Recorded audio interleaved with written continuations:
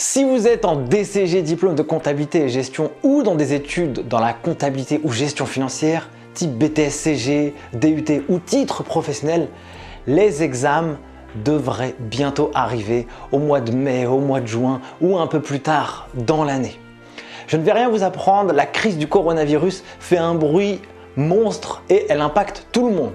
Vous, moi et le monde en général. Pour autant, il ne faut pas succomber à la panique. Je n'aime pas du tout faire ce genre de vidéos sur des sujets un peu d'actualité comme ça, mais chez les Geeks des Chiffres, on a décidé d'apporter notre pierre à l'édifice. Alors, nous sommes le dimanche 15 mars. Je me suis vite préparé pour aller au bureau pour vous tourner cette vidéo dont l'objectif est de vous donner des astuces concrètes pour construire un planning d'apprentissage afin que vous puissiez réussir vos épreuves et vos examens prochains dans les semaines ou les mois à venir.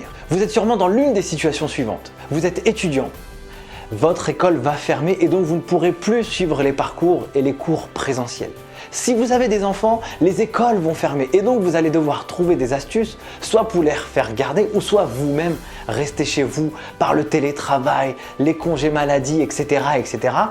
Il faut absolument utiliser ce temps à bon escient pour que vous puissiez atteindre vos objectifs, obtenir vos diplômes. Dans cette vidéo, je vais vous donner quelques astuces rapides à mettre en place dès maintenant pour que vous puissiez atteindre vos objectifs. Cette vidéo va se décomposer en plusieurs parties. Déjà, première partie, comment trouver la motivation pour atteindre vos objectifs. Il faut impérativement garder la niaque et la patate pour atteindre vos objectifs. Deuxièmement, je vais vous donner une technique pour vous projeter dans l'avenir. Troisièmement, je vais vous donner les différentes sources d'apprentissage qu'il existe que vous pouvez vous mobiliser à distance sans pour autant aller autre part et sortir dehors. Puis, comment réviser efficacement. Autre point, je vais vous donner la technique du monastère pour avoir une concentration de dingue pour atteindre vos objectifs et réviser sans distraction. Dernièrement, je vous donnerai quelques petits bonus juste comme ça en fin de vidéo pour vous aider dans votre cheminement. Sur ce, je vous dis à vos carnets et c'est parti!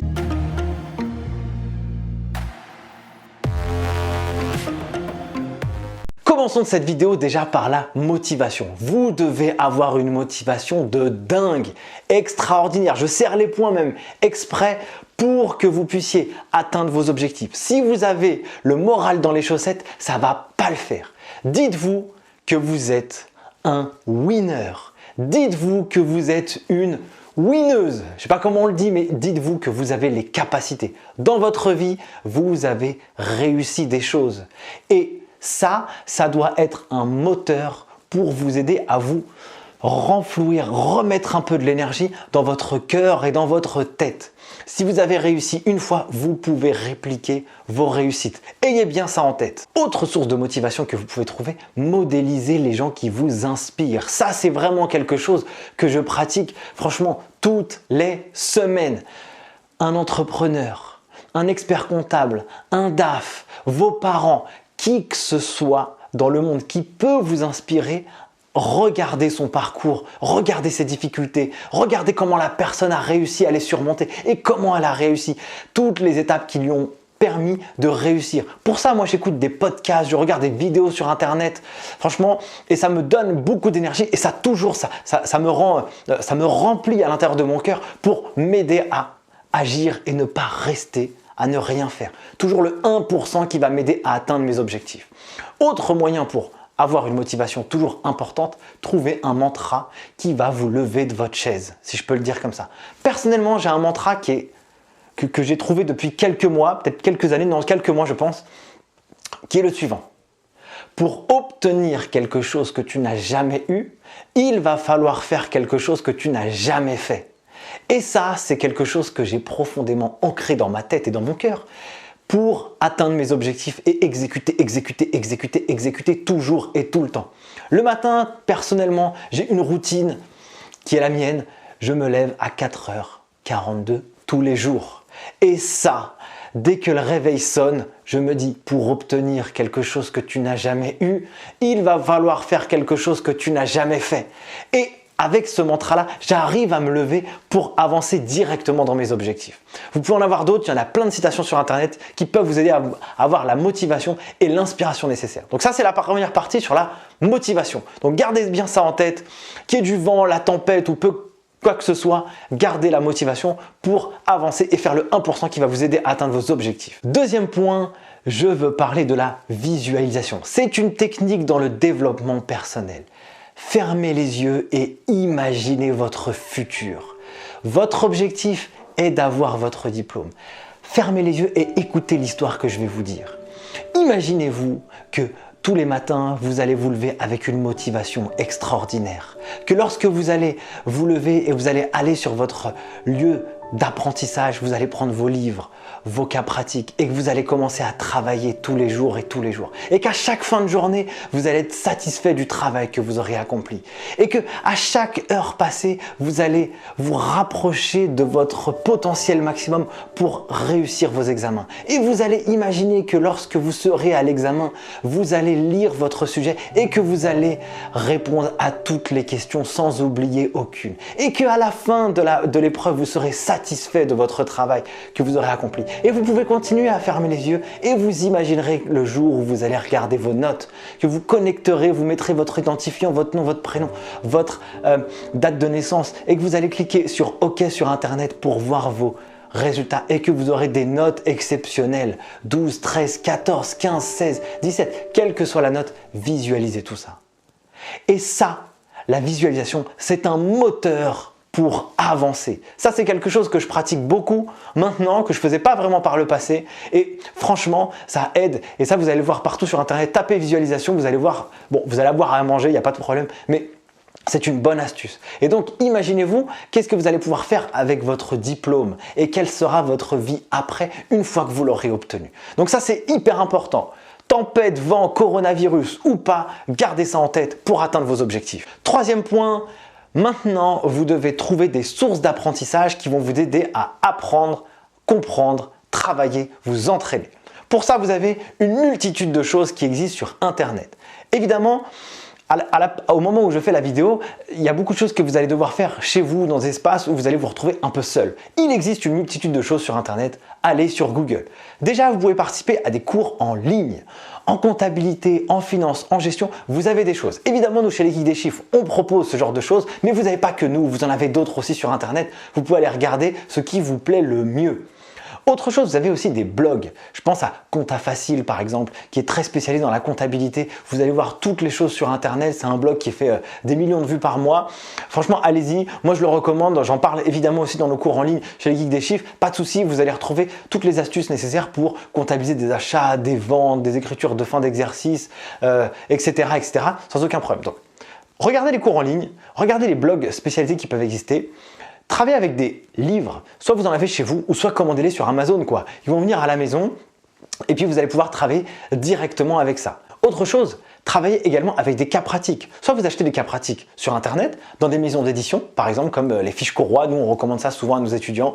Les fiches Corroy, vous avez des corrigés, vous avez des cas pratiques pardon, et des corrigés qui vont avec. Vous faites les cas pratiques à mort et vous avez les corrigés. Donc ça vous permet de faire ça chez vous, tranquillement, sans problème. Autre source d'apprentissage que vous devez absolument regarder, quel que soit l'examen que vous passez, DCG, BTS, regardez tous les annales qui sont passés sur les années précédentes. Pour le DCG, il y a une petite subtilité, étant donné que l'examen a été réformé, il y a les sujets zéro que vous pouvez trouver sur Internet. Bientôt chez les Geeks des Chiffres, on fera des vidéos justement dessus, donc n'hésitez pas à vous abonner à la chaîne pour être tenu au courant de ça. Qu'on fera des vidéos spécifiques pour les sujets zéro, mais regardez bien tout ce qui s'est fait par le passé. Comme ça vous permet de comprendre la philosophie des épreuves, la philosophie des annales, la philosophie de ce qui vous est demandé le jour des examens. Et ça, vous pouvez trouver facilement et gratuitement sur Internet, pas besoin des autres ou vous avez besoin de personne, juste de vous-même et votre propre volonté. Donc globalement, voici les sources d'apprentissage que vous devez avoir, les cours en ligne, soit des livres, des cas pratiques, les annales, des blogs. Évidemment, vous pouvez avoir et apprendre avec les autres. Si vous êtes dans une école présentielle qui mette la visioconférence en place dans votre école, ce sera un moyen de pouvoir vous apprendre sans problème. Et puis, vous avez d'autres choses. Vous pourrez avoir des lives, participer à des lives, etc. Tenez-vous bien sûr au courant de tous ces sujets. Autre point. Donc, maintenant que vous avez historisé tout ce dont vous avez besoin pour apprendre, il vous faut une organisation bien huilée et un plan détaillé. Si vous n'avez pas de plan, vous allez dans le mur direct. On n'apprend pas comme ça avec le feeling. Il faut avoir un plan détaillé. C'est une structure, une stratégie en fait. Ça, c'est hyper important. Avant, j'étais le premier dans la procrastination. Aucune organisation, je remettais toujours au lendemain ce que je pouvais faire aujourd'hui. Depuis, je suis passé en mode ultra focus. Pour information, j'ai créé un blog personnel. Alors pour l'instant, il n'y a que 2 articles, mais j'ai écrit un article dessus qui il dure à peu près 34 minutes pour le lire, où je vous explique ma méthode secrète pour passer de la procrastination à l'ultra focus. J'ai eu des retours vraiment positifs dessus, donc je vous invite à le lire. Vous avez le lien dans la barre d'infos, pas de problème, vous pouvez aller regarder ça. Ça va vous donner une structure et vous expliquer comment je suis passé de là à là en termes de productivité. Et vraiment, j'ai, à mon sens, transformé des années en des mois en des semaines, et des semaines en des jours, et des jours en des heures. Vraiment, tellement mon exécution, elle est vraiment différente aujourd'hui par rapport à ce que j'ai fait avant. Donc là, aujourd'hui, l'objectif de ce point, c'est vraiment de parler un peu de ça, pour que vous puissiez bien vous organiser pour réussir et travailler vos examens. Déjà, vous allez commencer par une chose. Vous devez analyser le stock d'heures que vous avez pour pouvoir réviser et travailler vos examens. Ça, c'est hyper important. Si vous êtes en DCG, vous devez analyser le stock d'heures que vous avez à allouer sur chacune des épreuves que vous allez passer. La compta, la finance, le contrôle de gestion, la comptabilité approfondie par exemple, ça peut être le droit fiscal, l'introduction au droit. En fonction de ce que vous avez, vous allez historiser, classer, regarder le nombre d'heures et le stock que vous avez pour travailler. Parce que vous n'allez pas pouvoir faire plus. Donc vous allez devoir vous organiser avec ce volume d'heures précis. Vous allez du coup créer une routine d'apprentissage. C'est extrêmement important. Vous allez travailler tous les jours au moins un petit peu pour faire 1% de ce qui va vous aider à atteindre votre objectif. L'être humain, il aime les habitudes. Et vous, l'objectif, c'est que vous puissiez créer une routine d'apprentissage. Regardez, par exemple, le matin, lorsque vous vous levez, qu'est-ce qui se passe? Eh bien, peut-être que vous faites un café, peut-être que vous buvez de l'eau, vous vous lavez les mains, le visage, vous faites une douche, vous mettez vos chaussures, vous avez préparé vos affaires, etc., etc. Il y a des choses que l'on fait de manière routinière tous les jours, où le cerveau, il réfléchit même pas, il le fait de manière mécanique. Avec l'apprentissage, c'est la même chose. Vous devez créer une routine d'apprentissage. Perso, à titre personnel, moi j'ai créé une routine d'apprentissage tous les jours. Tous les jours, je m'astreins à apprendre quelque chose pendant 30 minutes dans ma journée. Que ce soit un podcast, un livre à lire, un article de blog, une vidéo à regarder, peu importe, mais j'ai ça dans ma routine et je fais ça tous les jours. Du moins 5 fois par jour, 5 fois par semaine, pour pouvoir apprendre tout le temps. Donc votre travail, c'est de créer une routine. Et dans la routine, vous allez créer votre agenda, par exemple sur Google Agenda, sur un Google Sheet, où vous allez dire que sur chaque jour de la semaine, chaque heure de la journée, ce que vous allez faire. Écoutez-moi et croyez-moi, c'est perdre du temps que de faire ça, mais pour en gagner. Parce que lorsque vous allez être structuré, le matin, 7h du matin jusqu'à 9h, vous faites de la compta. Vous apprenez des cours, par exemple. Ensuite, évidemment, il faut toujours faire des pauses, au moins 5 minutes par heure, c'est un minimum. Regardez autre chose, buvez de l'eau, regardez surtout pas vos écrans, ça sert à rien, ça va vous fatiguer l'esprit pour pas grand-chose. Vous allez regarder des trucs qui seront négatifs et donc ça va vous mettre le moral dans les chaussettes. Non.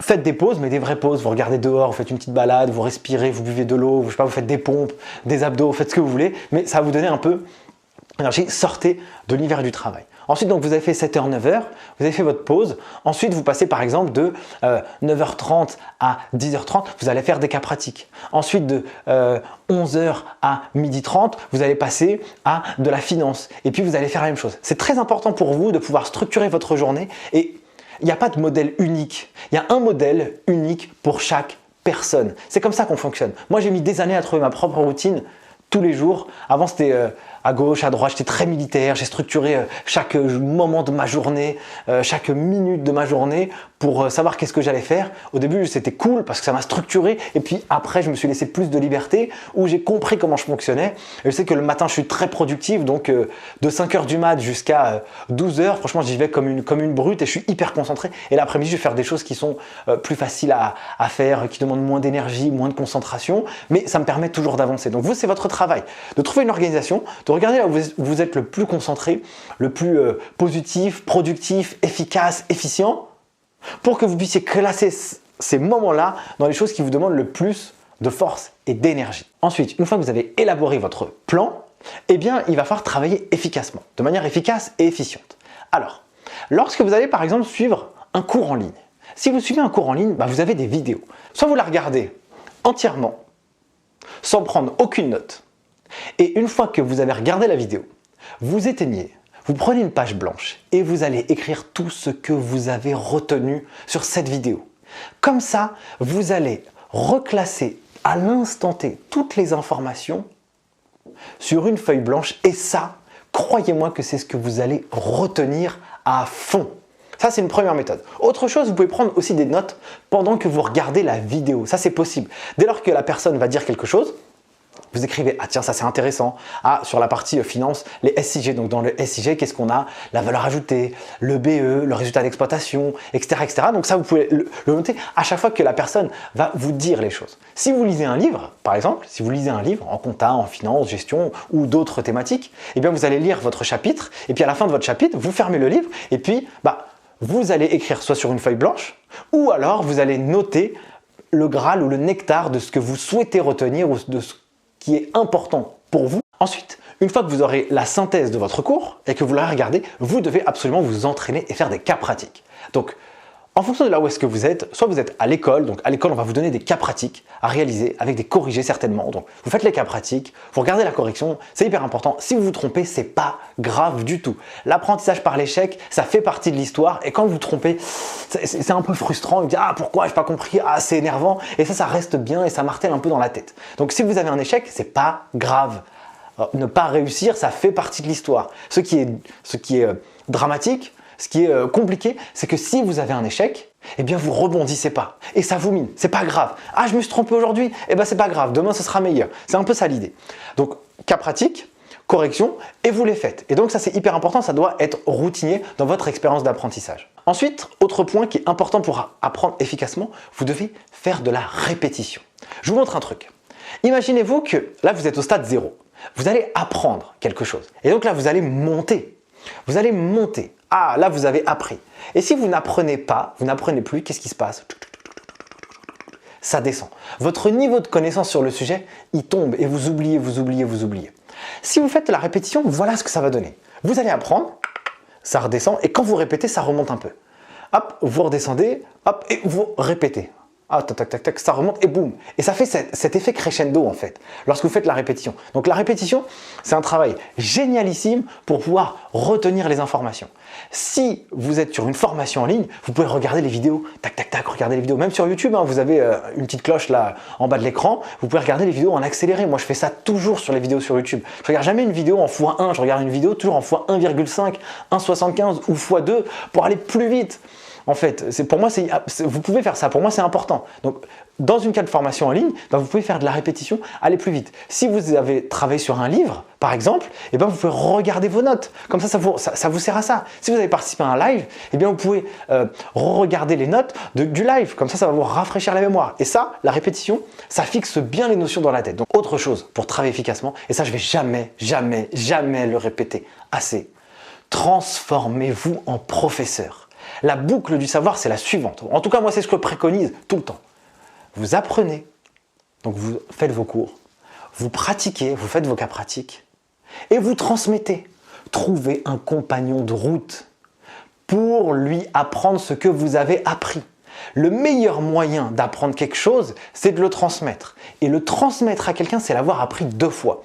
À titre personnel, à chaque fois que maintenant j'apprends quelque chose, maintenant c'est plutôt sur le marketing, le développement personnel, les neurosciences, le commerce, c'est un peu ça les sujets sur lesquels je travaille aujourd'hui, la lecture rapide. Eh bien, j'apprends et la notion, je prends quelqu'un de mon entourage, de mon équipe et je vais lui transmettre. Tiens, j'ai appris ça, j'ai appris ça, j'ai appris ça, par exemple ça. Et donc en fait pour moi, je prends même pas les notes. Moi, je prends pas les notes par exemple, mais en tout cas, ce travail-là, boum, il fixe la notion dans ma tête. Et ça, c'est juste extraordinaire.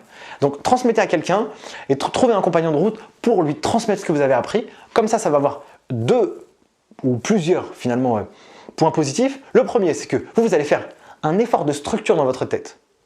Donc cet effort de structuration, il va vous aider à être plus clair. Donc vous allez lui transmettre, donc là vous allez vous transmettre en prof, et donc la structuration dans votre tête et le fait de lui transmettre, vous allez fixer beaucoup plus facilement la notion dans votre tête. Ensuite, vous allez aider votre camarade puisque vous allez lui apprendre un truc, et puis lui peut-être que ça va lui répéter. Ensuite, autre point, faites le ménage chez vous.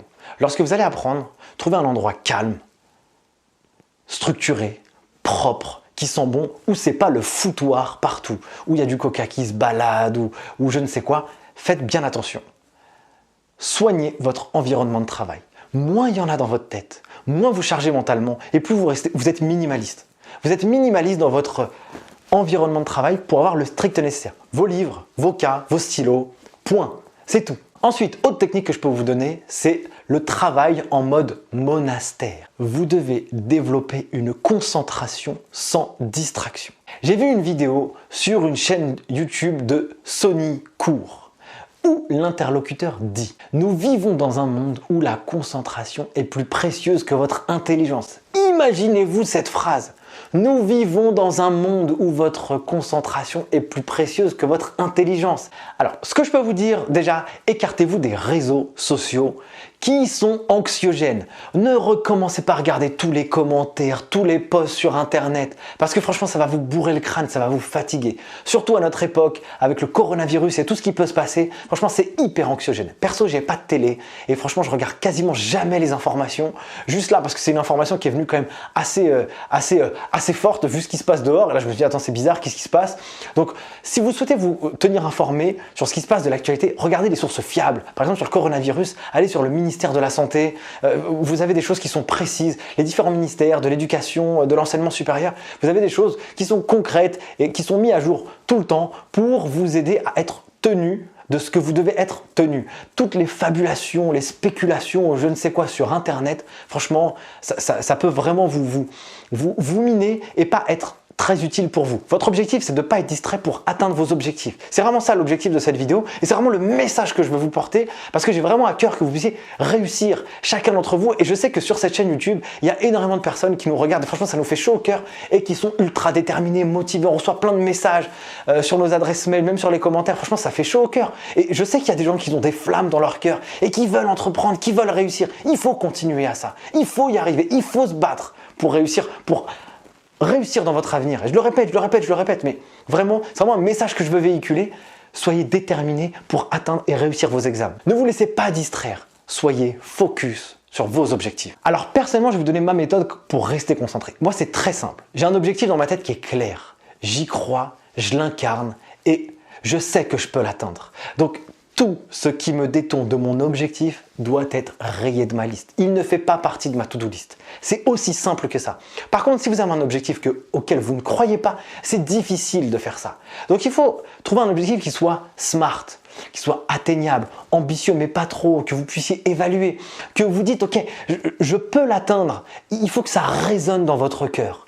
Et ça, c'est vraiment important. Donc, pour ça, vous devez vous fixer un objectif SMART. Par exemple, si vous passez le DCG et vous dites « là, il me reste 2 mois pour passer 13 UE du DCG », franchement, je vais vous dire la vérité, ça reste compliqué si vous partez de zéro. Par contre, si vous dites « Ok, j'ai 3 UE à réviser, j'ai tant de stock d'heures de travail et vraiment, je vais me mettre à fond et j'y crois et je sais que je vais y arriver », franchement, on a vu des choses exceptionnelles chez les geeks des chiffres où il y a des gens sans même aller à l'école, juste en travaillant sur des livres, ils ont réussi à avoir des notes exceptionnelles entre 13 et 16 sur 20 sur 4 UE en travaillant 4 mois. Franchement, et moi je souhaite tout ça à tous les étudiants qui passent ces épreuves et qui veulent réussir, vraiment.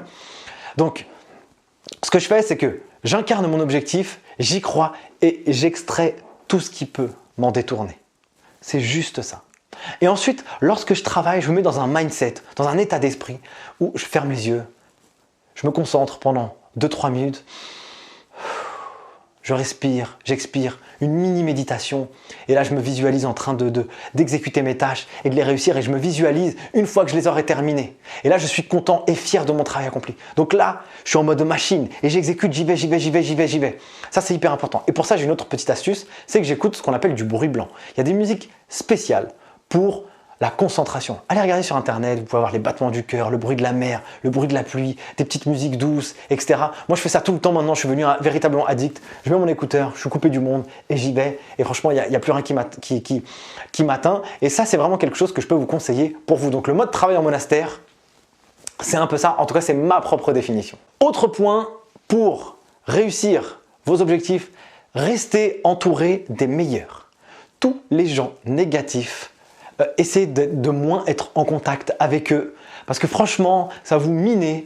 Il y a ce qu'on appelle dans la neuroscience les neurones miroirs. Les neurones miroirs, c'est imaginez-vous que moi je baille, eh bien vous aurez aussi envie de bailler. Il se passe un truc dans notre cerveau que si on voit quelque chose de négatif, on va le prendre quoi. Et si on voit quelque chose de positif, on va le prendre aussi. Ça va nous galvaniser un peu.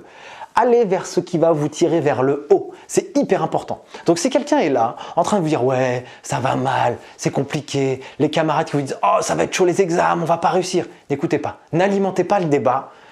Laissez les gens dans leur coin là-dessus et vous, dites-vous que c'est possible et que vous allez travailler pour. Ça, c'est hyper important. Vous prenez des gens, vous faites un petit club, là, une petite communauté de gens qui ont envie de réussir et qui vont se tirer vers le haut et surtout pas vers le bas. Ça, c'est important, les amis, d'avoir ça comme état d'esprit. Donc, restez entouré des meilleurs, comme ça va vous galvaniser, ça va vous monter vers le haut. Et ceux qui sont négatifs, eh bien n'alimentez pas le débat. Ah ok, si on dit « ah franchement, t'as vu c'est compliqué, on va peut-être pas réussir les examens, est-ce que les examens vont être tenus ?» Et si on vous donne ces informations, tu te dis « bah peut-être » ou « je sais pas ». Voilà, c'est comme ça en fait. Vous dites « ah ouais, mais est-ce que ça va être, tu crois que ça va être tenu ?»« Je sais pas ». « Est-ce que ça va tomber à l'examen ?» »« Bah je sais pas. Vous savez pas vous. En fait, vous prenez pas la tête, ne calculez pas, vous savez pas et restez focalisé sur vos objectifs et travaillez. Dernier point que je veux aborder sur cette vidéo, mangez bien, dormez bien. Faites un peu de sport et récompensez-vous. Je ne vais pas vous donner une étude scientifique sur les bienfaits d'une bonne hygiène de vie. On le sait tous qu'on doit le faire, mais croyez-moi que si vous le faites au moins un peu et vous réduisez des choses un peu mauvaises dans votre vie, ça peut vous aider. Si vous mangez peut-être un peu plus de légumes, un peu plus de fruits, vous essayez de vous coucher un peu plus tôt pour avoir une bonne hygiène de sommeil parce que le sommeil, c'est une arme fatale pour bien réussir. Je vous garantis. Si vous manquez d'heures de sommeil pendant un temps limité, c'est pas grave. Si vous accumulez de la dette de sommeil, ça va vous fatiguer, ça va vous énerver, ça va vous stresser. Ça va pas être positif pour vous. Faites du sport, ça va vous donner des bonnes hormones dans votre corps et ça va vous tirer vers le haut et puis se récompenser. Une fois que vous avez travaillé, vous faites un petit kiff et ça peut vraiment toujours faire plaisir. Voilà pour cette vidéo. Mille merci de l'avoir suivi jusqu'à maintenant et bravo si vous êtes encore ici. J'espère que cette vidéo a été positive pour vous, que j'ai pu vous transmettre un peu de motivation, un brin de folie, un brin de positivité, un brin d'envie pour aller défoncer et déchirer vos objectifs. Mille merci de l'avoir suivi. Je vous souhaite évidemment le meilleur, la réussite auquel vous n'espérez même pas, mais encore beaucoup plus loin. Je vous souhaite beaucoup de travail, beaucoup d'apprentissage, une belle vie, une belle suite de vie. Passez tout de suite à l'action après de cette vidéo. Et moi, je vous souhaite évidemment le meilleur et je vous dis à très vite.